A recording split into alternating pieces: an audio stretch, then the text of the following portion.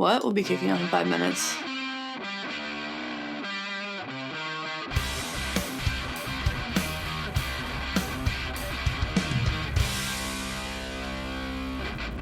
Welcome to the Get Offset podcast. My name is Andrew. And my name is Emily. What will be kicking off in 5 minutes, Andrew? I guess if we're going to jump into what's new that quickly, Black Friday at the Fox Cairo shop. I literally just hit schedule. And then I went to go check and I did wait a minute, why isn't it going through? And I went back and checked again. I was like, oh yeah, it's because it's scheduled for the next bottom of the hour. Oh, okay. Yeah. So it's live by the time this is launched. Oh, yeah. So 20% off of absolutely everything in the shop. And yes, I do have items in stock and ready to ship. Maybe I'll do that for Get Offset merch. Be a good idea. Yeah. I was looking at, I don't remember what it was for international, but I know within the US, if you're ordered, like, I think it was like December, like 15th or something like that, is what they're saying that you can guaranteed have your shirt by Christmas by for at least merch. And I don't know if December 15th? Yeah, something like that. I don't know if that sounds like a lie. Yeah, I don't buy it. However, I don't buy it. Sale goes through December 1st, and I feel fairly comfortable saying that a shirt will probably arrive by December 25th if you order it before December 1st. Yeah. Obviously, there's no 100% guarantees in any of this, but I got you back. Shirts are faster than some other things. I know that for like Get Offset, we do the drop shipping via Printful, and those seem to have been going out a little bit faster than they had been during like a lot of the pandemic, which had been a little sluggish. Because there's been a couple of days, yeah. A friend of the show just bought a shirt, and then it went out like the next day. I'm like, that felt fast. So, well, good on them. Yeah. Well, 20% off of everything toppers included. So, holla at you, boy. I will be working hard. I'm anticipating this upcoming weekend and the following weekends to, and weeknights even, get all these things out. Let me just open that away from the microphone. Sorry. No, that's fine. Hot coffee. That was a satisfying, like, depressurization. It was. Hot coffee. This is an ASMR podcast where I pour hot coffee from my Stanley thermos like a good Pacific Northwesterner. You know, we make it in the pot and then we pour it in the thermos because the keep warm function just, I feel like it burns the coffee. But rather just it turns into motor oil. Yeah. Motor oil. And then I'm drinking out of my Cafe Vita mug. That's like a little Supersonics. Nice. Yeah. Yeah, it's cold in here right now. It's pretty warm in here. It's not that I don't have a heater. It's that my heater unintentionally stopped working overnight. Uh-oh. Sort of. So the explanation versus intentionally stop. I'm just not going to have all my people. She's going to intentionally stop working. Explanation is that I had a friend over yesterday. We did a whole bunch of cleanup around the yard, including chopping up some of the logs I've been seasoning in my backyard. It was like, cool, like, let's have a fire and do hot cocoa and roasted some s'mores for the little one. And it was a very good time. And went to sleep. And after the fire was out, it was pretty dang toasty out in the living room. I woke up this morning and it's a little chilly in the bedroom. Like, what in the world? And I go walk out in the living room. It's still nice and toasty out there. And I think what happened is the thermostat, which is out in the living room, read, cool, we don't need heat right now. This is fine. It's downright tropical in here. And stop the heat that flows to the back rooms because it's one thermostat for the whole house. Yeah, that's not ideal. That's always a bummer. That's kind of how ours is, I think. It's not the end of the world. I don't mind cold that much. I can always throw up get a long sleeve and a flannel on, and I'm just downright toasty now. But what I hate a nice about warm cup of coffee would help. The dumbest thing, there are two really dumb things about like where our thermostat is placed. It's placed right above a heating vent. I'm going to ignore that. It's placed right above.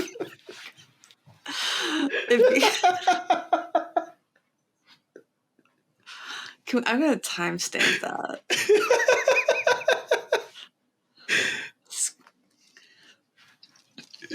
Did you go to Archie McPhee, or did you order that online? No, it was something that came out of a school event that just happened to be sitting on my desk for God knows what reason. I was like, God. I'm just gonna.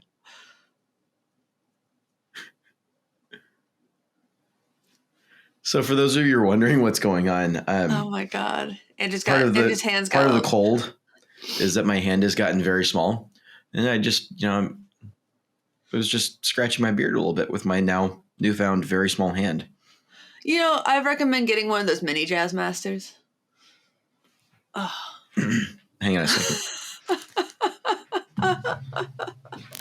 Oh my God. Like, I'm going to be honest, that was a little unexpected. Ukulele. Now he's grabbing his ukulele. I know you belong to somebody new, but tonight.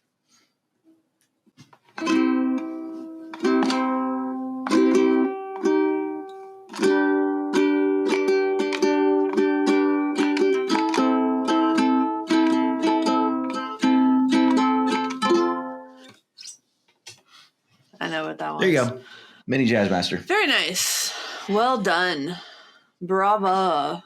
Ooh, bravo. That's good. It actually worked a lot better than I thought it was going to. I was kind of expecting that to sound way worse. Yeah, me too. That actually sounded pretty good through the microphones. Out of tune notwithstanding. Yeah. So you're saying something before I wasn't expecting to notice it the first time it went on screen. I was expecting it to be like just slowly through the episode. Dude, I notice everything. Have you? I know you haven't noticed, but I noticed everything. I just whether or not I choose to acknowledge it. Mm-hmm. I'm a regular Columbo. One more thing, dude. What was I don't remember what I was talking about though. I don't remember either. I was like legitimately listening. I had forgotten that I had this on my finger from the start of the episode, and I just I got like a little itch right here. Dude, what was I talking about? We'll come back to it. I hope it wasn't important. Really that important. I guess it wasn't. I guess not, man. I had a show last night. It was okay, I guess. Those pictures looked phenomenal. Yeah. That looked like an absolute ball of a time. Dude. I'll put them up. I think I already posted one on Instagram, but Yep. I was just kind of like, it's kind of like an Americana vibe, but we cover what's so funny about Peace, Love, and Understanding, like the Elvis Costello version of the Nick Lowe classic. And I was just like, it's a second to last song. And I just really love that song. And I think that the hot toddy I had before I went on stage had finally kicked in. And I just start nice. I'm just I'm like jumping up and down. I'm like doing like the run. And I just really, if you've ever seen like early Elvis Costello videos, they are smashed in them. And they're just like jumping, like they're like doing the Running Man. Mm-hmm. And they're just doing they just look like idiots. It's so funny. And I'm like, I'm going to embrace some of that energy. So I'm just like jumping and I'm like having a ball. And Rick, my husband, he got some really great pictures of me. One, he just magically captured, like, I'm just like off the ground. You can see the shadow of my feet underneath it. And I'm just like screaming with joy. It's a perfect picture of me on stage. And I'm wearing like these cute pink overalls that I wore in last week's episode, actually. And my hat that I wore in last week's episode, actually. That hat was familiar. Yeah. And I wore my in-ears. It was the first time I'd worn in-ears in a show. And it was like an 85 cat venue. It was like a test. Like, I'm like, if it doesn't work out, it doesn't work out. But I was running my direct bass rig. And and I bought this little X5U4. This is just the receiver. But I had the transmitter here too. And I'm like, it's such a dead simple system. You plug this in. you plug your IEMs into here, Yep. and you just make sure the channels are aligned. You got your volume. You tell the guy or gal behind who's running the sound what you want. They give it to you, and the sound person, like the Blue Moon Tavern, they just reopened, so the sound person wasn't like the most experienced with the sound system. It was their first time. It was like their first time doing some of the things they've been doing. I think it was their first time running an in-ear system. So he did a great job considering. And yeah, so it was great because our drummer kind of hits a little hard, having the 26 decibels blocked being right next to him. Yep. Makes a difference. And yeah, it really did. I felt like my ears were being a little bit saved, but I could still hear everything I needed to hear and just what I needed to hear, truly. And myself, I felt more present. I felt like my ears didn't have to work as hard to hear myself, especially, and the things that I didn't have to work as hard to pick out the things that were important. I'm like, so I have the singer's guitar, I have the keys, I have the singer's vocals, and everything else is gravy. Like, it's just nice to have. So, obviously I could hear the kick just fine. I had a little bit of that in there, and it was, I'm sold. And if I can do that in like a 25 cap, 85 cap venue, like a dive bar, essentially a dive bar with my little like $200 X5 unit, like with a USB rechargeable, 22 hours of life. Like I just left it on. Like I turned it on during sound check, left it on the whole time. Yep. Yeah. I feel like I could probably use them anywhere. And I have the UE has like, they have like all their sound signatures, and then they have 2 fits, and one fit is like a deeper and you have to see an audiologist, and they kind of recommend it for on stage. But like I was talking to someone at UE and they're like, unless you're jumping around on stage a lot and like doing backflips and stuff, you can just use like the one that doesn't go as deep, and that's like an at-home fit. And so that's what I have. Because I mostly use it for demos because I'm vain. I don't want people to see my big headphones on. Sure. Sorry, Ryan Burke. I'm vain. And what is this? The 60 cycle hum podcast? Yeah, I know. He's got those big cans on all the time. Yeah. And then the little when he travels, he has a little like a talk. It's funny. Wearing over ears is so embarrassing anyways. It's so like last century. As Andrew has his big cans on. I'm just going to keep saying big cans as the woman here. I know exactly what I'm saying. I know exactly what I'm doing. But and like I said, it was the second to last song. When I was jumping around, I'm like, part of me was also like, I'm gonna see how far I can take this. Take it to the limit. They didn't budge at all, and they didn't fall out, and the seal didn't break. Yep. Yeah. So I'm glad that I didn't feel regret that I didn't go and get the deeper like canal fit. I just did that at home. Like it's really neat technology. We're not sponsored by UE or anything, but it was really cool. And I was like, it was an experiment. It was a test. I'll do a video about it, but I was actually kind of surprised it worked. I'd be willing to bet that those will fit way better than my Shure 215s that I've got. Yeah, because they're custom fit. Yeah. Yeah, aren't the Shures just like universal fit? Yeah, they're universal fit, and that's what my IEM experience has been with 215s, and like not the greatest fit, but all the things that you were just saying, like in terms of how much better the experience is versus going with just PAs, 100%, 100% will always enjoy playing with in-ears. Yeah. Because another problem we kept having on stage was feedback. Yep. That was the other big thing. Like, And part of it was the stages. new sound system. Yeah, True. or even just less noise. Like, even if you can just, like, take the vocals out of the monitors, Right. it would make a huge difference. Honestly.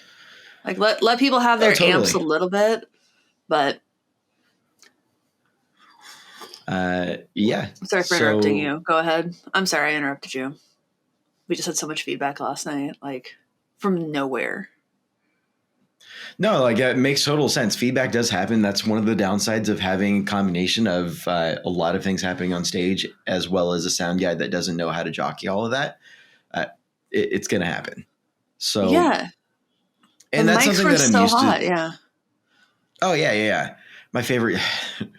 Like I have experiences in the past of like playing at a church that I haven't been to before, and I'd see like I was like, can I get a little bit more? And he starts reaching up for a knob, like, why aren't you using the fader? And he's like, well, like gain makes it louder. I'm like, no. Oh yeah. So I've had that.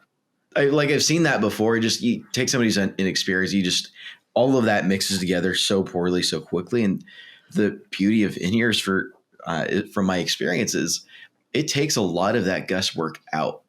It simplifies the whole rig so much. It doesn't exactly dummy proof things, but it makes things a lot easier for folks who aren't used to, larger events and can't expect every sound person to be able to run the board at 110%. So yeah, and stationary players like drummers can even have like a lot more control, more easily monitor their own mixes right next to them. It doesn't even have to be like as wireless. It doesn't have to be wireless at all. But like, oh, I need more me. I have a little volume control right there. Yep. It was really such a positive experience, and I expected a lot more troubleshooting, and I didn't have it. And I think I'm just it was great, just great. Awesome. Very good. I guess the only other question I have is, it sounds like you're about 50% of the way to being ready to start playing at churches. No. So I'll just get Church you a of dotted Satan. eighth delay. Do you think I don't already have that? No, I'm being funny, okay? I got my volume pedal. I got my dotted eighth. No, I need my you got trifecta. Boots, you got the hat. I need my. I don't have my trifecta. I do have my. I did wear my church was boots. So like 2011. Okay. I did have my church boots. Actually, I don't think the whole trifecta is out by 2011. 2015. Let's call it 2015. 2015. Yeah. We'll call it 2015. Yeah. 2011's the year I graduated college, so you better. Oh, jeez. I was still in high school.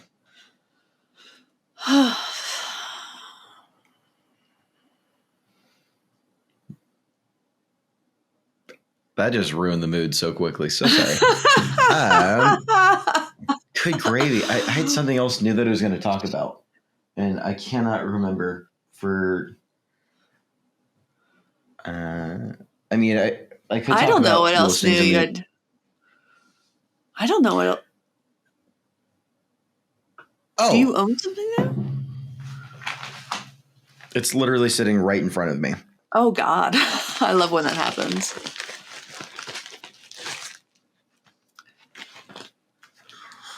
Ta-da! That is a huge pack of stickers. Huge pack of it as well with my soul stickers. I've got 100 of these bad boys to get going. And my sticker supplier can turn around new orders in a couple of days. Because they're awesome. Andrew's most popular shirt design.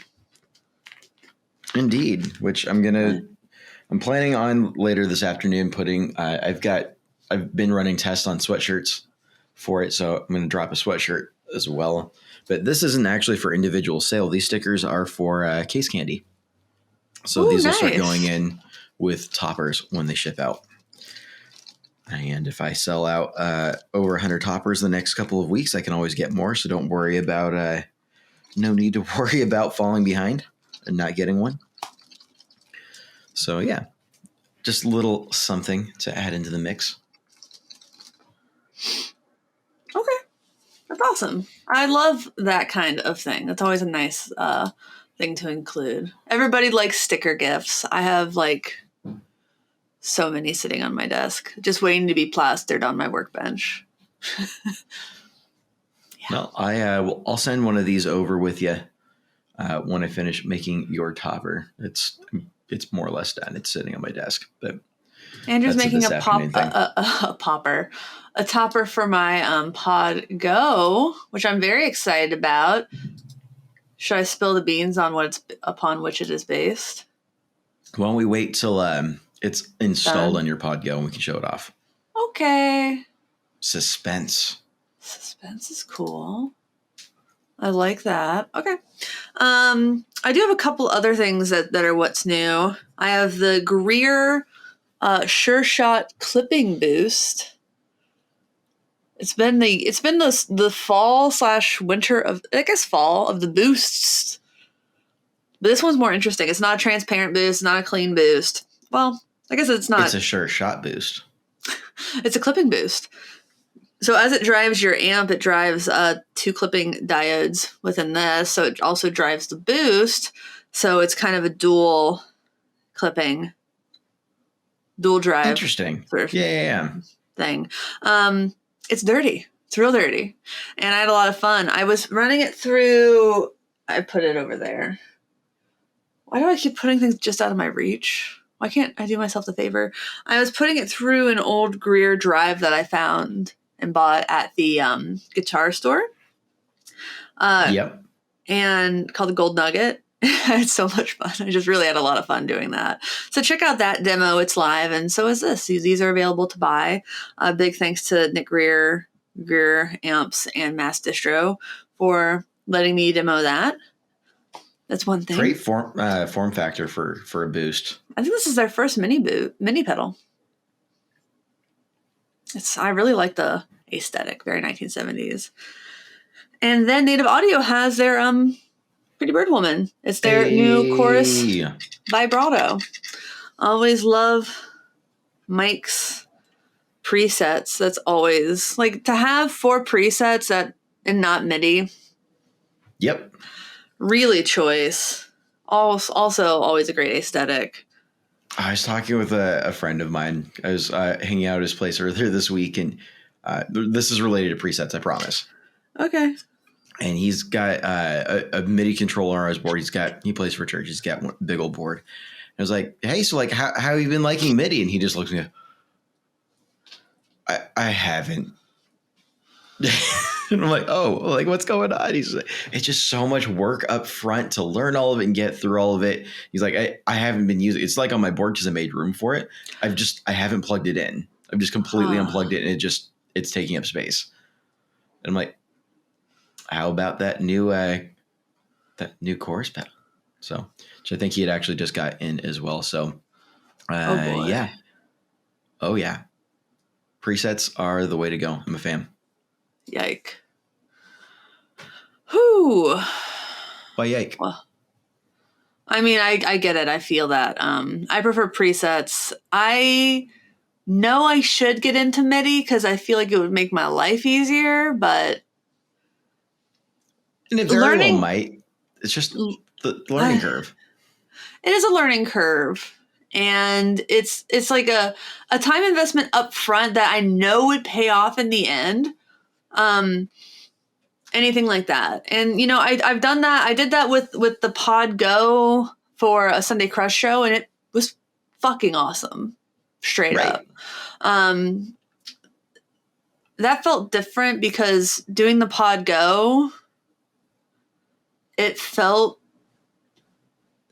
definitely felt like adjusting pedals on a pedal board.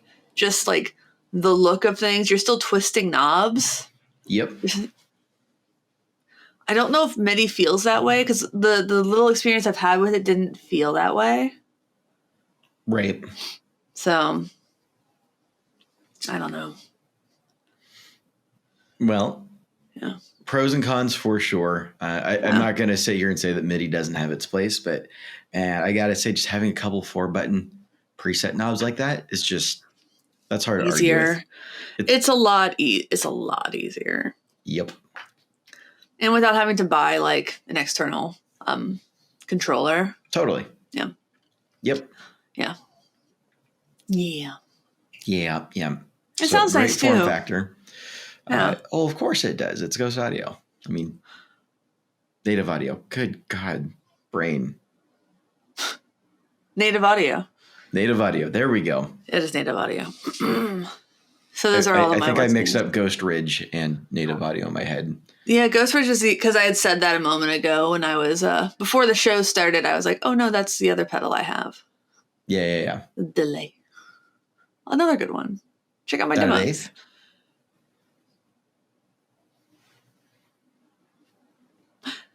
This episode of the Get Offset podcast is sponsored by the Caroline Guitar Company. If you haven't signed up for their email list, you ought to, because apparently they have something big coming on Black Friday.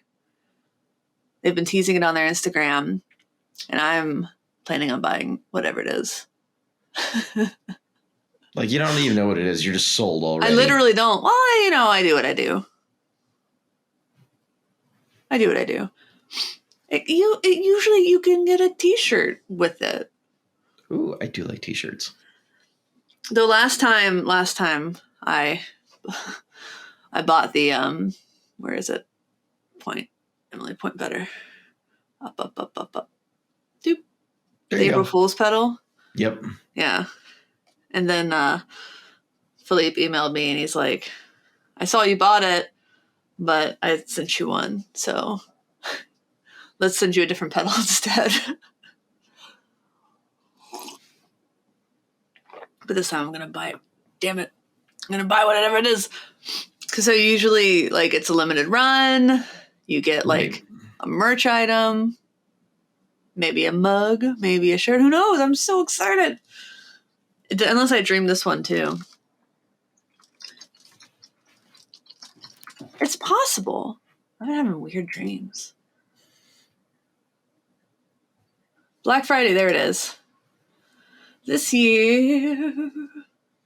This one's long overdue. It's fun and gnarly and not for everyone. It started with something that was broken. We fixed it and realized we need to break it again. I wonder if it's going to be... some Fuzzrocious commented, turkey skin pizza. Someone commented... I'd eat that. And then JHS commented, spam and onion pizza. As long as it's not tuna and corn pizza. Is that like a meme? No, it's just something that I had in real life. It was like canned tuna and corn on pizza. Ew. I don't like that. I didn't either. Like, it wasn't completely inedible, but it was weird. I don't like that. It was like tuna helper, but like on bread. Started with something that was broken, we fixed it, and then we broke it again. I mean, I'm going to guess that it is... Like maybe a broken amp circuit that they tried to fix and then realized that it needed, like, it was so close to greatness and they took it to the next level, and then I could see something like that. Yeah. It says new pedal and rad t-shirt, email list, limited quantities, no relaunch, charitable donation. Love it. Love it, love it, love it. Well, that sounds like the right amount of havoc. Maybe I need to dig deep into my pocketbooks here. I don't see a havoc button on it. But I think the only button is a havoc button, it sounds like. At first you had my curiosity. Now you have my attention. Fantastic. I love it. What are we talking about? I still don't remember what I was talking about. Sponsors. I still remember what I was talking about earlier. Oh, I have no idea either. There's something about the sun coming up at like 8:30 and going down at 4. That's brain fog. Hello, darkness, my old friend. Why are you here? It's 4 p.m. I just had a panic thought. Uh-oh. We don't like we're panic good. thoughts. Okay. I just realized, so I went to go order stickers. They're like, oh, like, do you want to do like the even bigger size? I'm like, yeah, let's do the even bigger size. Why not? And then I was How like, big wait, is is the that going even to bigger fit in my size? envelopes? And it will fit in the envelopes, just Okay. barely, but it's like 5 inches. Oh. It's a huge, these are huge stickers. Let me see. Yeah. Those are pretty big. Those don't look too big. They're not like obnoxiously large, but they're definitely not like the super tiny. Here, like They're not baby. hand for reference. Jeez. Sorry. It was the mini hand again. Yeah, it was. That's like 5 times the size of your hand. Right. Oh. What is this? A hand for ants? Jeez, man. Save me. Save me. I can't do this any longer. This is how you can tell that I'm slowly breaking down over Which one of the us is pressure breaking down? over the pressure of Black Friday. You know those Who Saved Who stickers? It's going to be like who broke whom. Slowly cycling down into it. Like the ultimate show off at like a random Friendsgiving or something. Oh my God. Where it all falls apart. Oh my God. All right. So, speaking of Black Friday. And Thanksgiving. And shenanigans. Stuff. Sales. Money. Bestsellers. Trending. Trends. Talk to me about trends. I don't know what they are these days. What are the kids into? Well, Reverb sent us a list. Reverb is telling us what's up. Reverb, Brooke from Reverb emailed us and was like, hey, did y'all know these are the best-selling pedals of 2021? Interesting. And we're like, wow. So, I started doing that at my day job, and the other guys in the office have started doing it. And oh my God. So like someone like, like we'll walk into the office and be like, oh, wow. And then, I'll go, wow. And the next I go, wow. And, like from Finding Nemo, those seagulls that go, mine. Like the office turns into a cacophony of that. Oh my God. That's great. So we are just like, the world is like, has now like just talks like a group chat. It's so weird. we're just broken as a society. We are not collectively not okay. We've been for a while. So we have a couple lists. The 10 best-selling pedals released in 2021. So these are pedals that were released in 21 that are the top pedals. The number 1 is the Astral Destiny. Really? Which, honestly, I'm kind of surprised. Because someone said in 6 Cycle Hum, is any real music use shimmer reverb in it?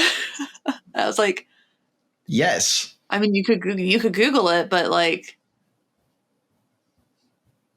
would people be making it if no?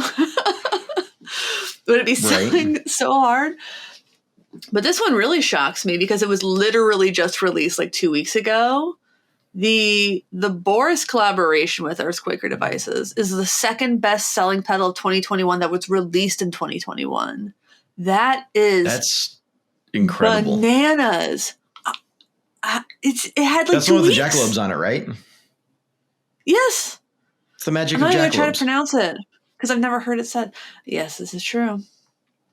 Number 3 is the Walrus Mako R1. Mako? Did we come to terms on that? Mako is how I've always heard that pronounced. I don't care. I got it Mako, and then the Walrus ACS one. So the R1, the ACS one, respectively. Yes, because I put them there into your hands.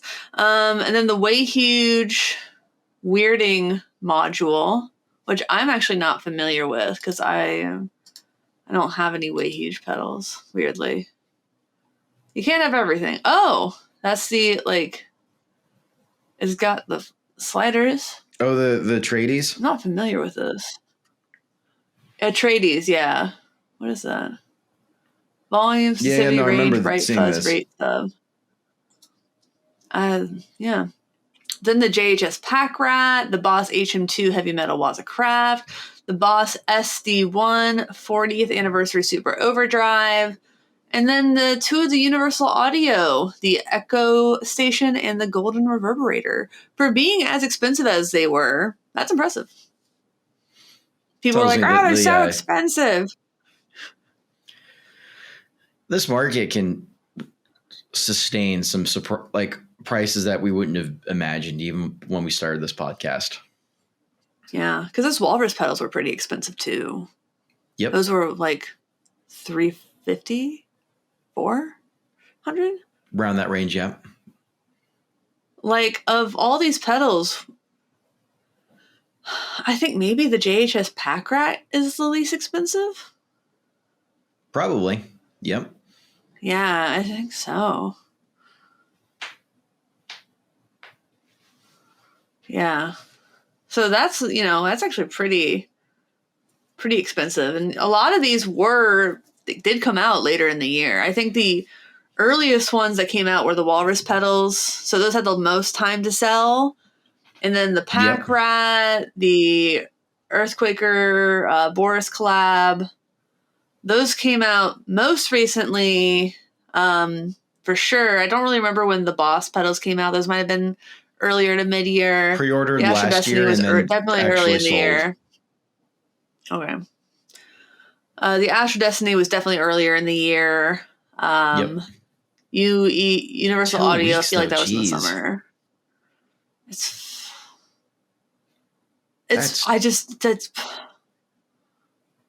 2 weeks. The art on that does look super sick. I'm not going to lie, though. Yeah. Yeah, I kind of want it. And then overall, best-selling pedals, Keeley Comp Plus, Ditto Looper, HX Stomp, DS1, Hologram Electronics Microcosm. Fascinating. I did. Yes, I'm assuming the Infinite Jets I sold that someone thought was a Microcosm doesn't count toward that. Unfortunately.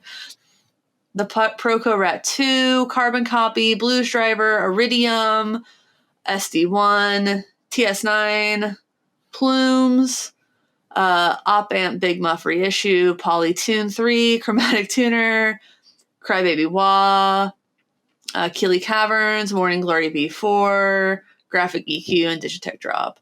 So what is the newest? A lot of the usual suspects. The Microcosm is really the only truly interesting one in there, I think. Yeah. It's the only really weird pedal. The only really weird pedal, I think. It's the only thing that's not like a utility or an overdrive, I think. Yeah, it's the only thing that's not a utility, overdrive, or like a classic. Right. So that's really fascinating. Like That's a huge pedal. Well. Yeah, well, that's a classic. I would call that a classic. Yep. Yeah. Let's look at best-selling amps, because the best-selling amp is fascinating. Can you guess what the best-selling amp of 2021 was? I demoed it. No. It's not a Fender? It is a Fender. Oh, it's the Micro amp. The Mustang It's the Micro. Mustang Micro. Yes, yes. And I'll tell you what, my mom plays it all the time. Like, my mom wanted it, and I'm like, I'm probably not going to use it. So, yeah, if you're going to use it, have it. Like, I gave it to her when she was in town. She uses it all the time. All the time. Yeah. So that's the awesome. Top-selling amp of 2021, and it came out in 2021. After that's the Boss Katana Mark II, the Positive Grid Spark 40, which doesn't surprise me. There's a lot of hype around that. There's a lot of hype there. I feel like there's nobody who's like in the middle ground on that. I feel like you either love it or you hate it, and there's like people who have experienced it. Sure. I don't feel like there are people who are like, it's fine. Then the Orange Micro Dark, the Orange Micro Terror. which I have a Micro Terror. I enjoyed it. Yamaha THR 10-2, then the THR 32. Those are both fun. I don't think either of them is in stock, so you can't keep them in stock. Vox AC, Vox, Orange Crush, Fender Tone Master Deluxe Reverb at number 10. Woo! So you have, yeah. And the Tone Master comes in before the Fender 65 Reissue Deluxe Reverb. People want that lightweight, man. Yep. Then there's not at all surprising. And get this, the Fender Rumble 100 ties with the Boss KTN Mini. That's what Rick's getting for Christmas. Hope he doesn't watch this podcast. You know he doesn't. And also, you know I am not going to be able to hide that before Christmas. So it's not that big. It looks pretty nice. I could just deliver it like 5 a.m. Christmas morning. I don't know if I can actually offer that, but that would be funny. You know, I'm probably just going to give it to him before and then just give him some other stuff to unwrap. I don't know. Well, it's getting delivered here. Or you could just like steal it from like the night before, wrap it up, and just like whatever leftover wrapping paper hodgepodge that you have. And do an intentionally horrid wrapping job. He knows he knows he's getting it. It's like the one thing that he knows he's getting, because I'm not just going to buy somebody an amp of all things, because so I ordered from the Fender site because I had a coupon, and just so people know, I did buy this. I did buy this Fender gift. I didn't work through a rep to get it for free. And I'm so sad they didn't have the 200 in stock, because that seemed like it was like the Goldilocks. I was like, they have the 100 and they have the 500. And the 500 just seemed like too much. It'd bring down the whole home. Well, 500 doesn't mean 5 times as loud. Sure, but I've played a 500 watt solid state bass amp before. Like you can get those moving. You can. So we're doing the 100. Nice. Yeah. If I had to get one, that's what I get as well from that Rumble series. Yeah. After that's the Boss Waza Air, the Fender Blues Junior 3, Marshall, Fender Champ 20, Terra Stamp 20, Fender Rumble 40 V3, Kemper Profiler Stage, Marshall Vintage Studio. I mean, there's a lot of amps. Yep. I kind of would have put, personally, I have the Fender Studio 40, Rumble Studio 40. That's like the Mustang GTX, which I was actually also kind of surprised not to see in there, just because I think it's a fun modeling amp. But I guess that Katana, the Boss Katana, is still kind of ruling the modeling effects amps. Yep. But, a little bit surprising in that regard. I'm also, I don't know if it's just because it came out later, but that the Tone Master Super Reverb's not in there yet. Maybe next year. It's also a really big amp. Yeah. Yeah. That's not a for everyone kind of a situation. But like, in my mind, and this isn't really based off of anything like demonstrable, but when I got it, I'm like, this is so big. I was like, oh, what did I do? Yeah. Like the Deluxe Reverb, I feel like is about as big as like your average guitar player is going to want to have. Yeah. In terms of amp size, anything larger than that starts to get into you must be really into this and or have a lot of space. But I mean, yes, when I gigged with that and somebody asked me if I needed any help getting anything off the stage, I was like, nope. And I just like woofed and just like lifted it. Just like the look on that dude's face was like, he was like, he winced. It was great. He didn't see the tone. He didn't know what a Tone Master was. I think he just expected it to be like 80 pounds. I was like, you see a 410 combo and someone just like lifts it with a pinky. It's like, whoa. Yeah, a workout. Maybe she's not fat. Maybe she's just ripped. You should just be like, yeah, I'm vegan. Yeah. Oh my God. My vegan that was so powers. funny to me. All right. That was cool. You just know he's like waiting, like he's like, like he could feel that, like that sympathetic back tear, lower vertebrae disc slip. Oh my God. He's experienced. Oh, totally, dude. That was so good. All right. Let's move to guitars real quick because this is fun. Yeah. I want to see, has Squire been dominating that? Because I have a sneaky suspicion. So, all right. You know, somebody posted something, I forget what group it was in, but someone said erroneously, I think, that the Silver Sky outsold every Stratocaster. And according to Reverb, that's not true, at least on Reverb. Mm-hmm. I guess we should specify these are sold on Reverb, which is, I think, probably why the Boris pedal sold more than a lot of other pedals, because they had that limited edition that sold directly through Reverb. So I forgot to point that out. I mean, that could definitely, or will likely impact those numbers, but still. Yeah. But impressive nonetheless. Yes. I don't think it'll impact any of these numbers. So the number one guitar sold was the Fender Player Telecaster. Okay. Alrighty. Number two, Fender Player Stratocaster. After that, alrighty, the all Silver 21 Sky. frets of goodness. Silver Sky after that.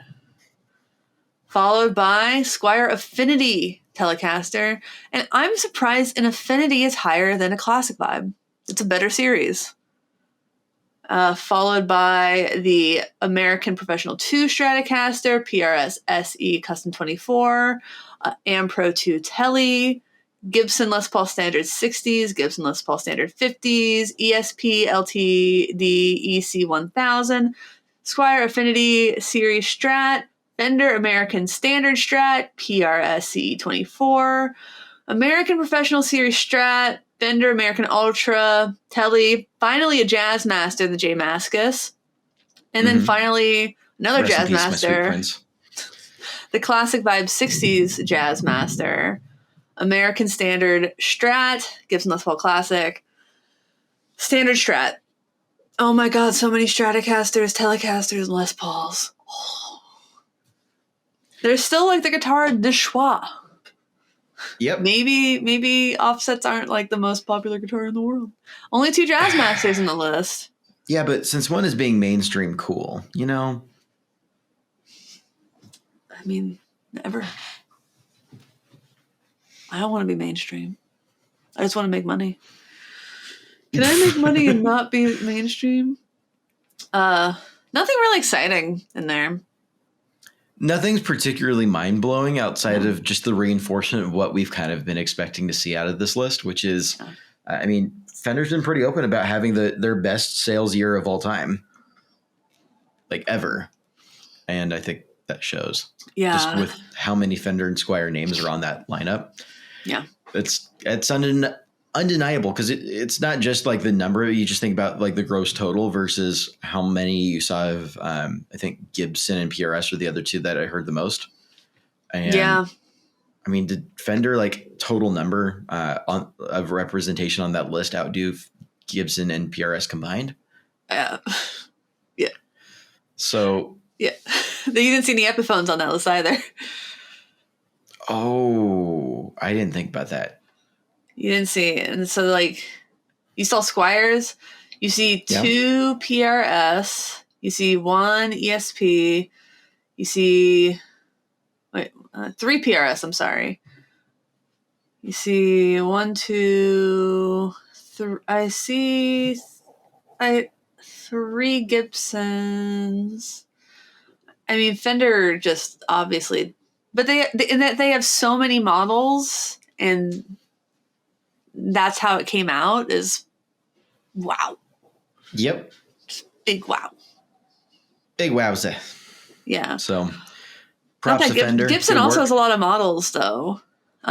Gibson does. They've got a. I'm trying to think. Like, if I'm gonna buy a Strat, there's a couple rounds of Squires. Then you got your Player Series. You got your American. You got your Ultra Deluxe situations. Or like your standard ones versus like Gibson's. I think there's like 5 different levels that are standard. So I imagine that does have an impact on that list, but still. Yeah, I think so too. Yeah. Because I would think that if you were just like if you were just looking at Les Pauls versus Stratocasters versus Telecasters, I think it would shake out a little differently. It might look a little less dominating, but Mhm. even then, I'm not sure. I think the numbers don't tell the whole story here, but I think they do tell part of the story. I don't think it's 100% misleading. And I also don't think you're buying, like, Gibsons are also more expensive in general. And I think that you're probably a little bit less likely to buy like a $3,000 guitar on Reverb than like a $1,000, $1,500 guitar on Reverb. Player Telly. Yeah. Affinity, Strat. Yeah. Yep. So I think that's probably skewing the numbers at least a little bit. Yeah, I mean, it's not like they're all going to release all of their sales numbers, period, but I'd be so curious to take a look at the year-end review in their executive meeting. The bass list is a little more interesting. How so? Number 1, Fender P bass. Shocker. Number 2, Squire Affinity Precision Bass PJ. PJ Number gang, 3, let's go. Number 3, Fender Player Jazz Bass. Number 4, Ibanez GSR M20. Number 5, Rickenbacker 4003. Interesting. I wasn't expecting a Rickenbacker to be that high. Squire Classic Vibe Bass 6. Oos! I have one. Ibanez SR 300E. Then American Professional 2 P bass. Then Squire Affinity Jazz. Fender P bass. Hofner Ignition Pro Violin Bass. For everyone who wants to embrace their inner Paul McCartney. Then another Rickenbacker. Gresh Jr. Jet 2 bass. Fender Jazz Bass. Fender Offset Mustang Bass PJ. That's what I play. Squire Affinity Bronco. Ibanez Talman Bass. Fender Standard Jazz Bass. Squire Classic Vibe Jazz Bass. And then Epiphone Thunderbird 6. I think that's a 6. Or is that a 4? It's a 4. Sorry. Roman numerals. Yep. My bad. I'm like, that don't look right. So we got Epiphone having a on stroke. there. Someone call IXII. Oh my God, stop. Don't do this. All right. Yeah, so obviously a little more diversity in brand names there. The Rickenbacker up there so high is... Yep. Not surprising to see Ibanez take a decent chunk as well. I mean, it's a $2,100 Rickenbacker bass being like number 4 on the list. Whew. Thank you, Michael Cera. It's like $10. It's like 10 pounds too. They are heavy. I don't know that. I'm not familiar with that Ibanez. Oh yeah, now I am. I've always liked the idea of a Rickenbacker 4003. I'm sorry. That the higher ranking Ibanez bass is like $180. I think Rick has one of those. It must be like a beginner bass. Super common. Sold tons of that kind of Ibanez when I was at Guitar Center. Mm-hmm. Just flowing out the door like water. Standard first metal bass. Yep. Yeah. Eats their 9 volts like nothing else if it's the one I'm thinking of. Yeah. That Gresh jet bass? Because it's $300. Okay. I get it. It all makes sense. Once in a while you're like, what is that? I'm not familiar. Talman bass. Cheap. Oh, and that Talman bass is $200. That's cool. That's a cool looking bass for $200. The Talman. I'm not familiar. You want to send me the link? Yes. Copy link address. Send to Andrew. Control Z. Or Control C. Control V. Control V.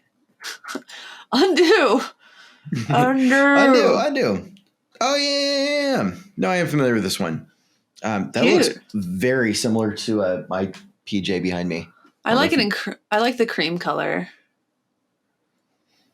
No, I like black with tort on basses quite a lot, which explains the one that I have. You know how I feel about, I just wear a lot of black on stage. I'm also wearing maroon pants today. See?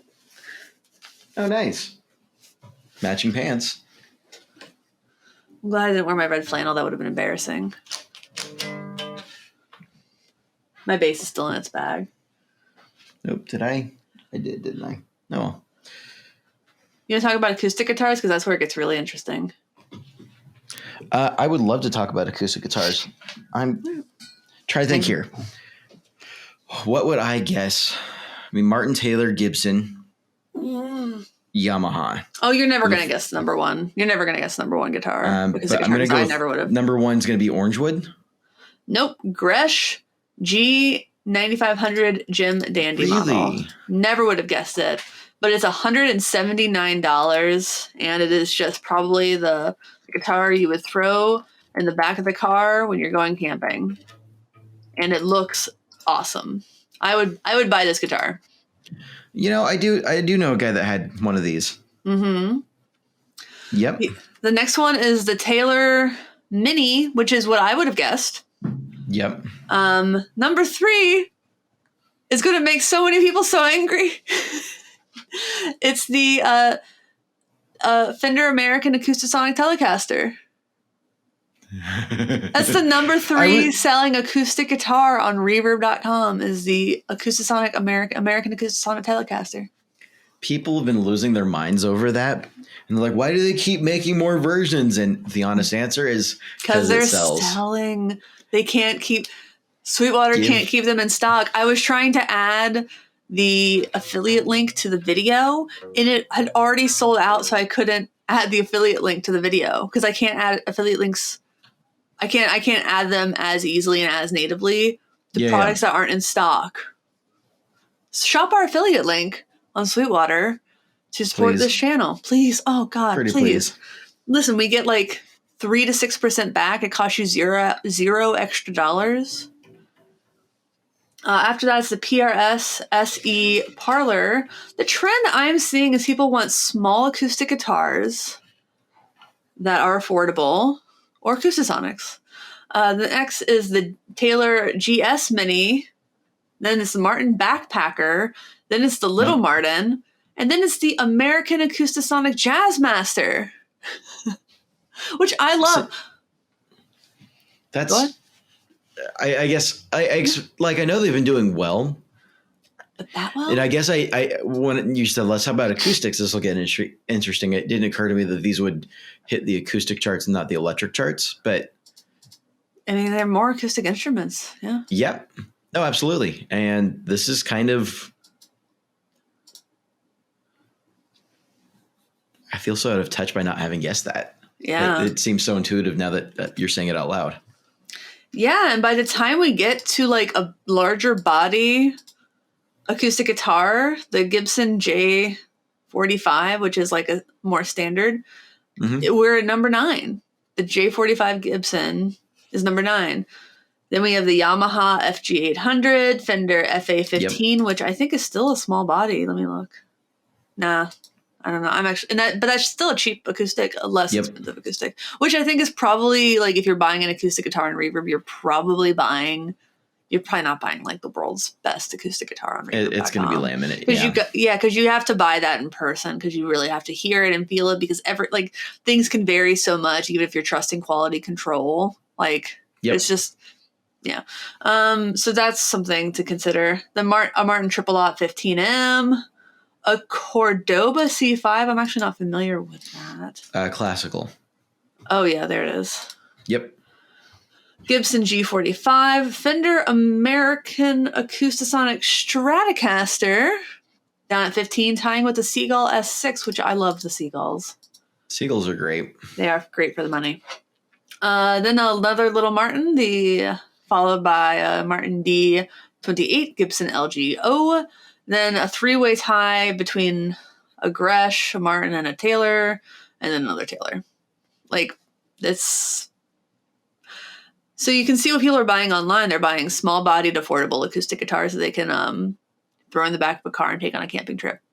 Yep. And Acoustasonics. I love I do love my Seagull Dread, and I do take it with me on trips just to noodle around on. Yeah. But if I were to swap that out for like a GS Mini, I mean, it'd make the portability factor is so much better. I, want a Little Martin really badly. Like, I love those little Martins. Like, I played one at Chicago Music Exchange and really fell in love. And I just didn't really get around to buying one. Well, that's a guitar that Ed Sheeran got to start with, right? I don't if know. I remember correctly. I don't know. I don't know it. I don't know much about Ed Sheeran. I think he plays one.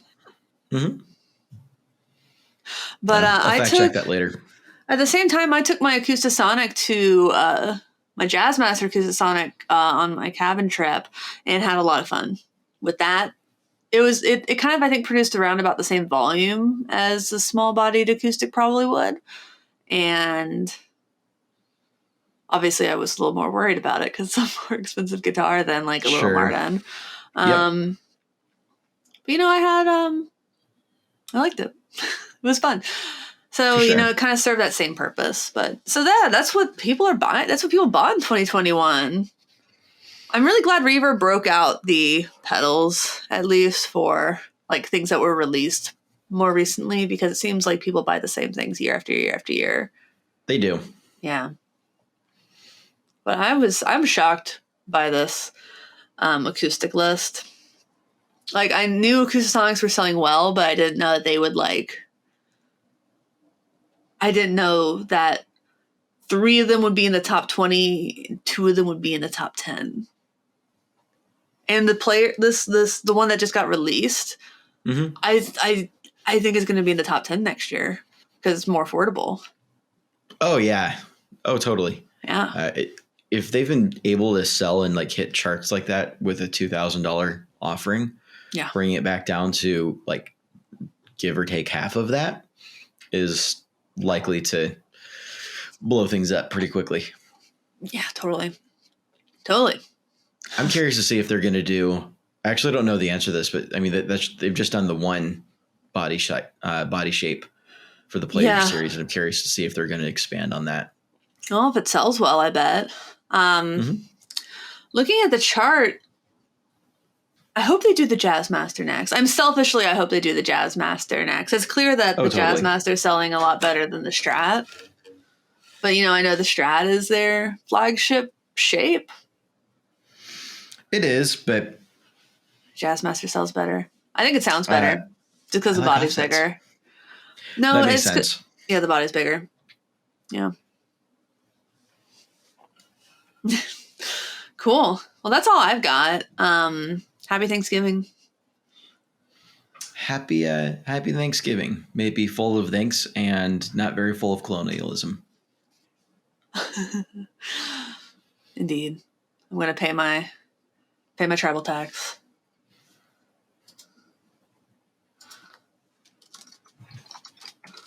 Tax. Seattle. What tax?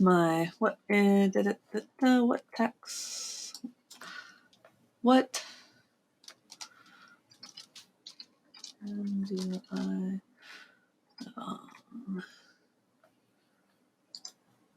Yep. No, it'll be nice to actually get to see people over the Thanksgiving weekend this year. Pretty sure we just hunkered inside last year.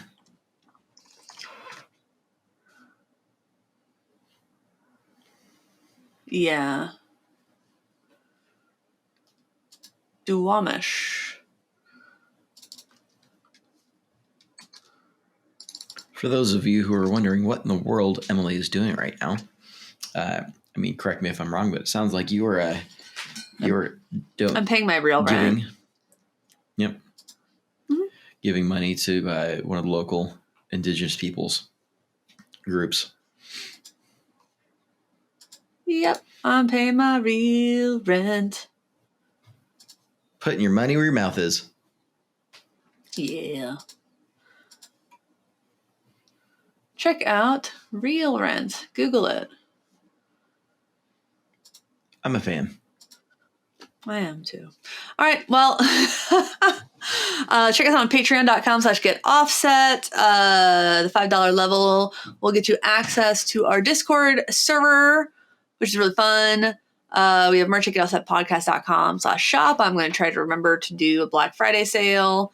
And I can't tell who is walking down whose stairs. Sounds like yours. Someone just opened my door and went. Okay. So, all right. On that note, thanks for watching. Thanks for listening. Thanks for understanding. My name is Emily. And my name is Andrew. Goodbye. Bye.